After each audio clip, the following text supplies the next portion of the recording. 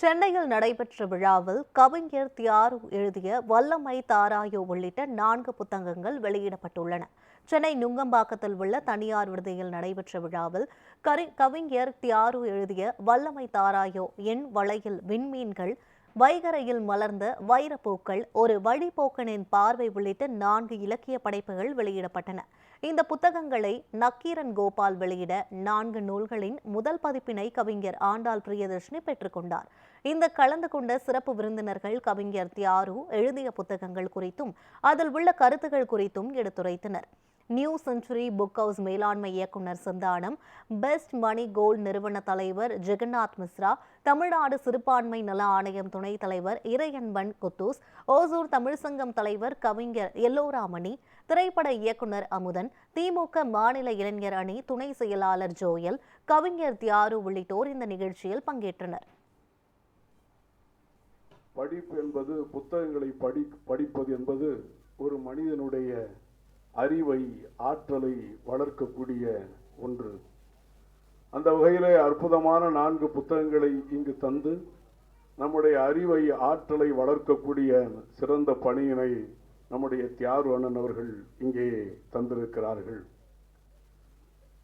நூலை படிப்பது என்பது மாத்திரம் அல்லாமல் நம்முடைய தமிழ் மொழியினுடைய சிறப்புகளையும் நாம் அதிலே தெரிந்து கொள்கிறோம், புரிந்து கொள்கிறோம் என்பது மாத்திரமல்ல, நம்முடைய தாய்மொழியாகிய தமிழ் மொழியை எங்கனும் உயர்வாக உயர்த்தி பிடிக்க வேண்டும் என்பதையும் நூல்களை படிக்கும்போது நாம் அறிந்து கொள்கிறோம்.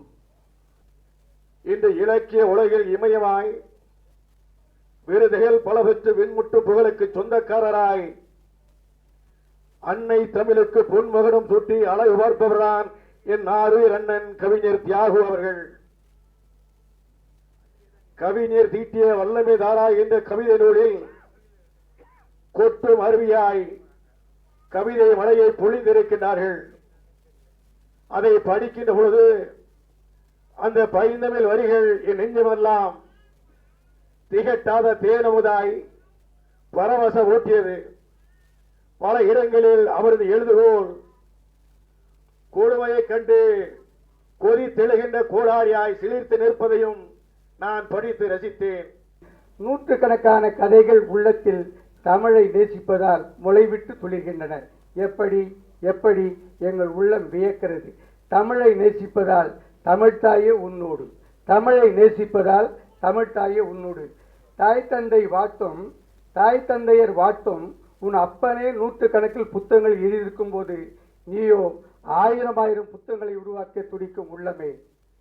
அவர் வாழுகின்ற போது